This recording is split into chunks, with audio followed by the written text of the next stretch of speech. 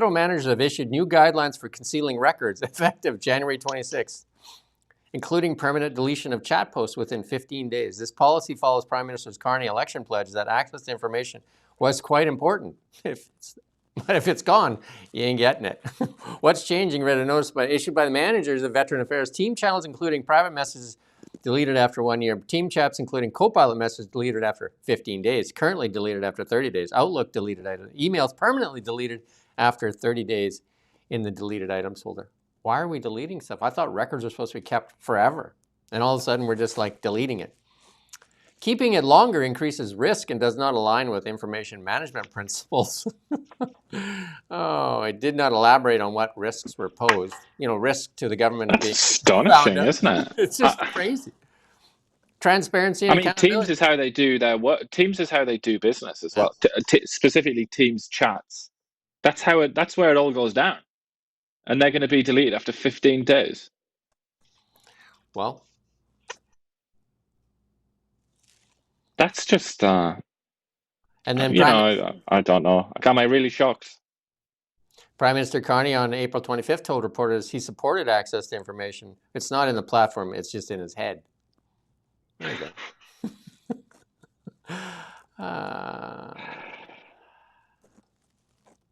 This is absolutely terrible, though. Really unfortunate. But I guess now lots of secrets can be kept. Hillary Clinton would love this. That annoying thing called democracy doesn't have to get in the way. Hillary Clinton would love this. They would have just deleted that whole server.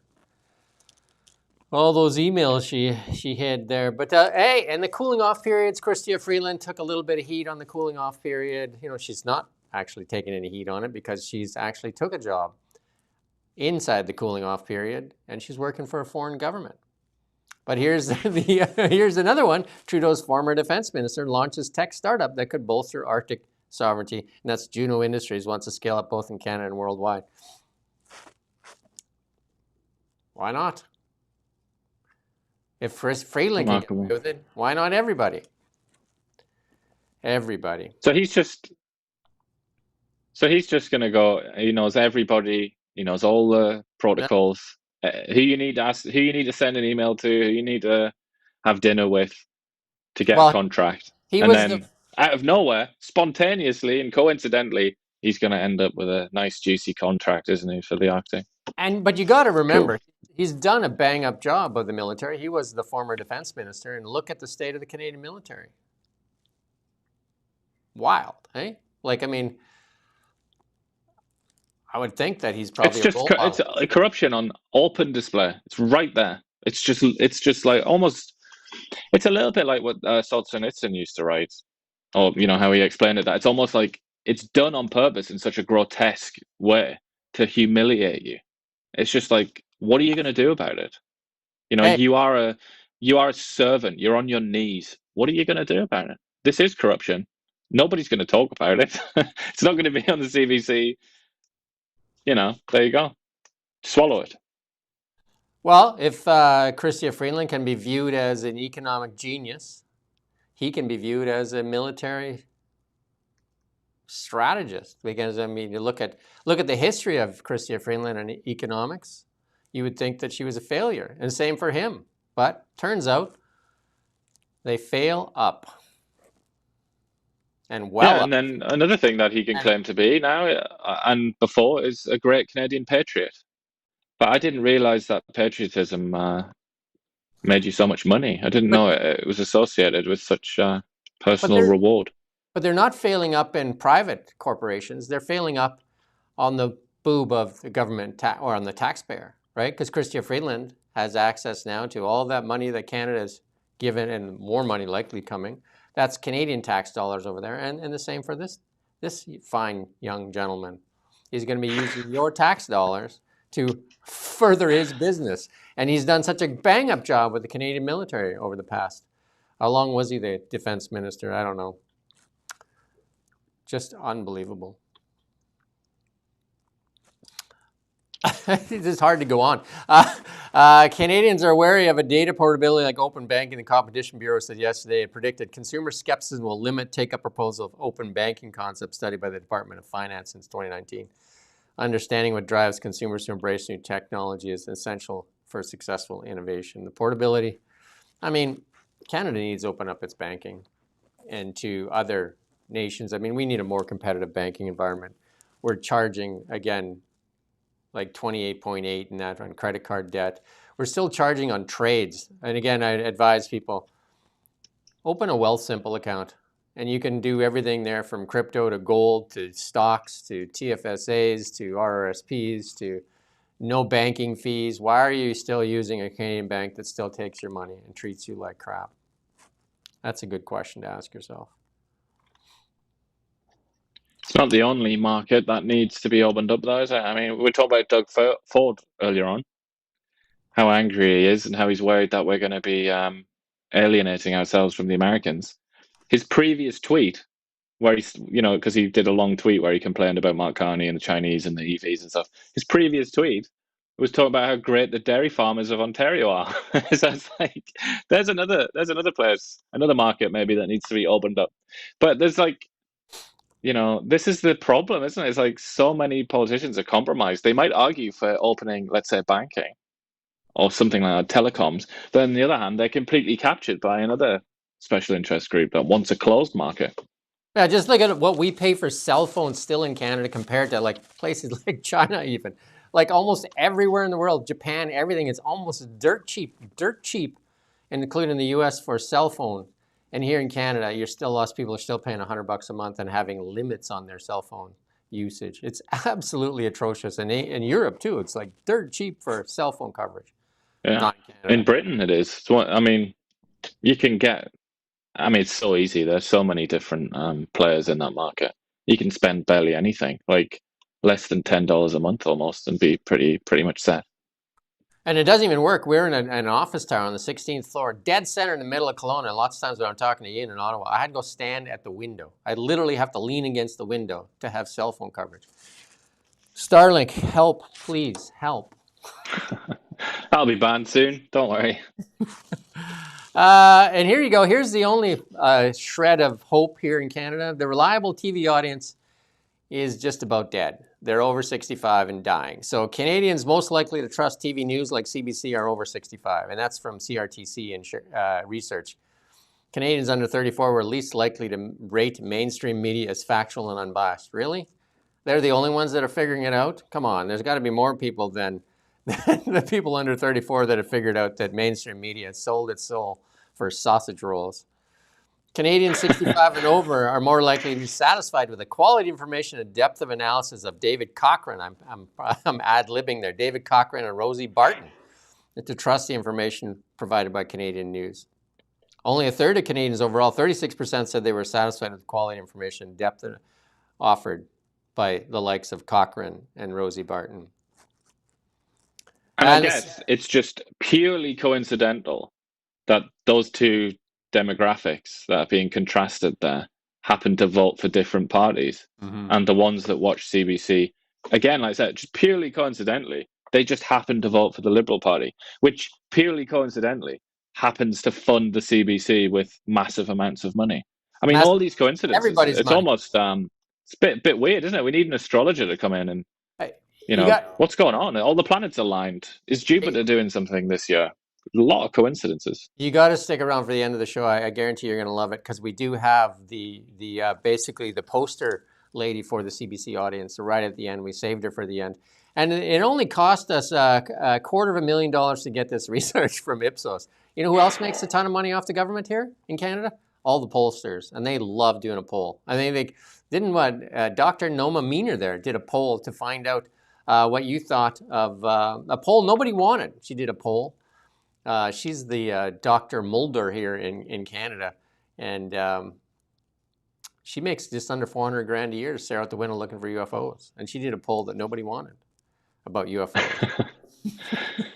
But let's just look at this again. Sorry, this was a 2,367 person survey questionnaire, and it cost $250,000. Yeah. What? That doesn't make sense. It really doesn't make sense. So I tell you right now, how's that 250 grand? That's like a really basic survey. That I think you can commission these privately for a couple of $1,000s. What? Was it some kind of magic super special survey or something? I think you and I need to send in a letter and say, we'll do it for 200 grand and we'll double the amount of people that we talk to. And we'll give you any result you want. $250,000 to talk to to get some 2,367 people, which was probably done out of a call center out of, a different country. And so that's like, what's that, like $100 per person? Is that what that works out? More, I think. That, but the future of TV is uncertain. No shade. You know what I mean? Because who can trust it? I remember once the cable company called me and they said, why don't you get cable back? And I said, what's on cable that I can't get on streaming services?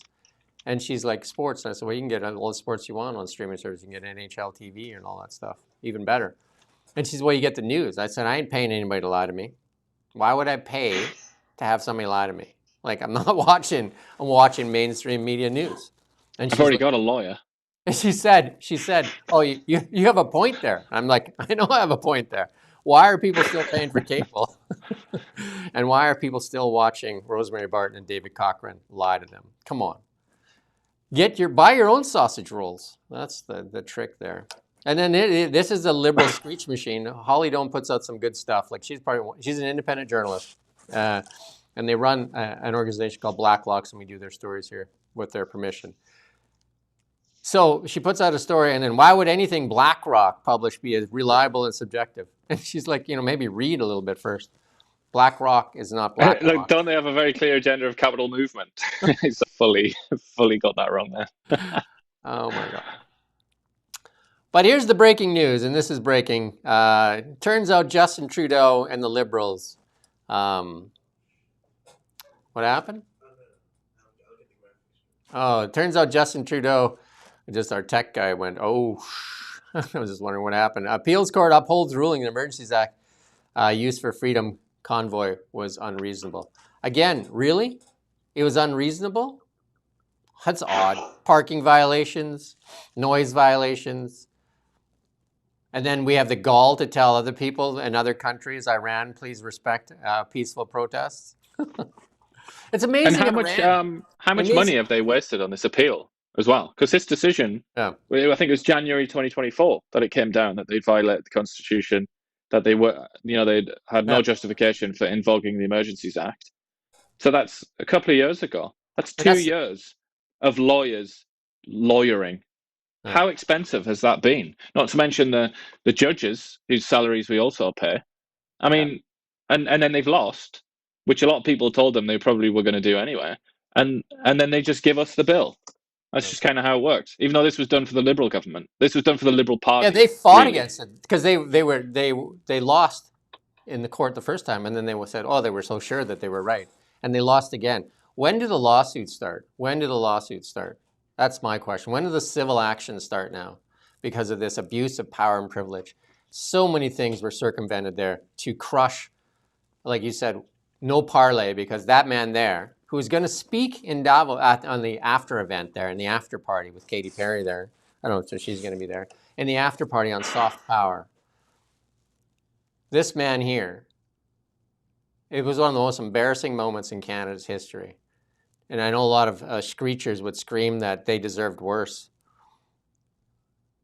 for parking violations. No, yeah, still. I can remember like quite pleasant, sane people, even in my own sort of personal circle, talking about, these Nazis and fascists at downtown. I was like, what are you talking about?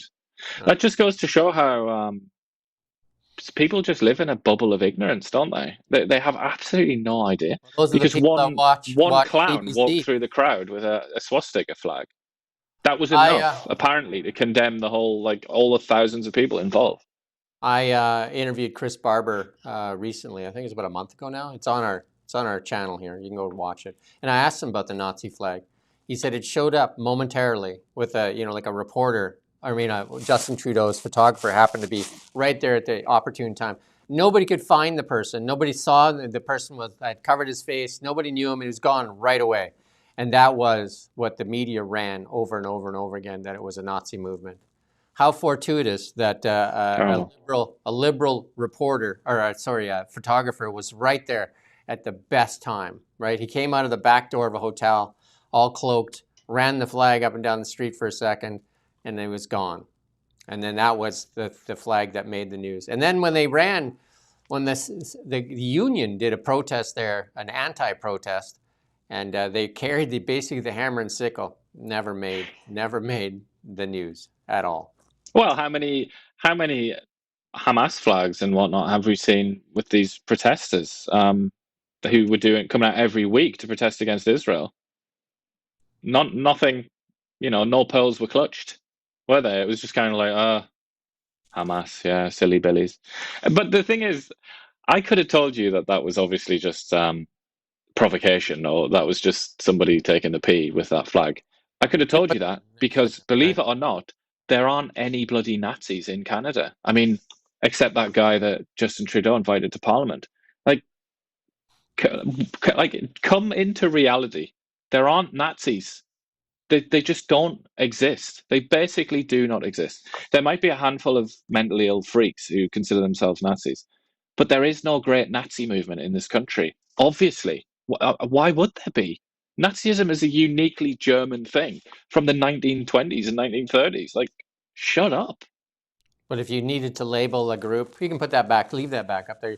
If you needed to label a group and attach all the hate that goes with it, that's what you do. That's what you do. And then so the Federal Court of Appeal, it was a unanimous decision on Friday or today that upheld the 2024 ruling that found the federal government's use of the Emergency Act during the Freedom Convoy protest was unreasonable, unlawful, and unnecessary.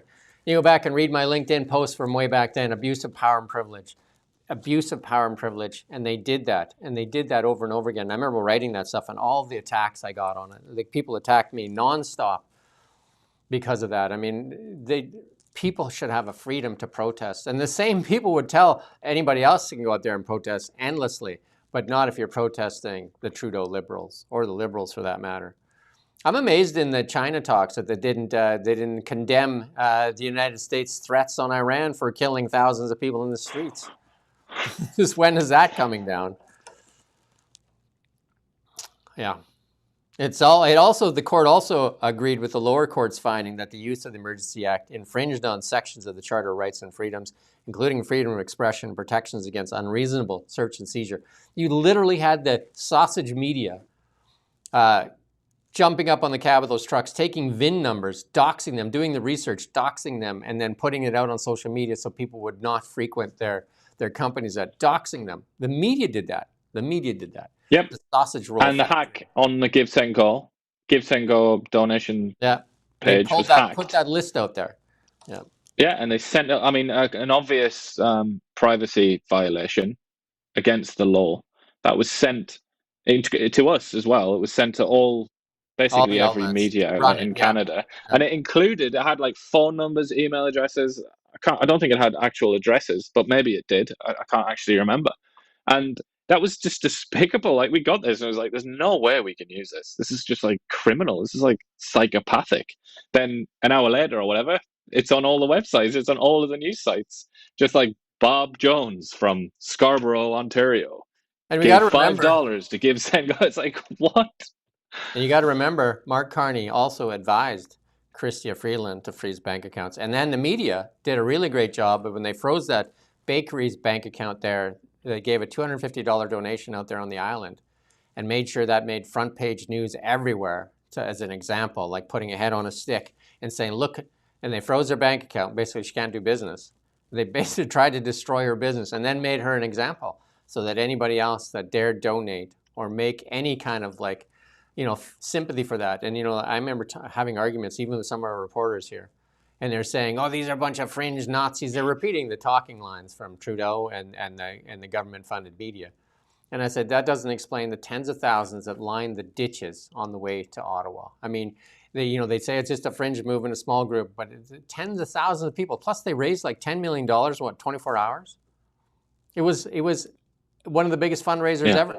And then they threatened to attack GoFundMe, pushed back on them for a while, and then they used the long arm of the law. I mean, they just really went at it. And so GoFundMe said, I don't want any of this. and then it went into give, send, go or whatever.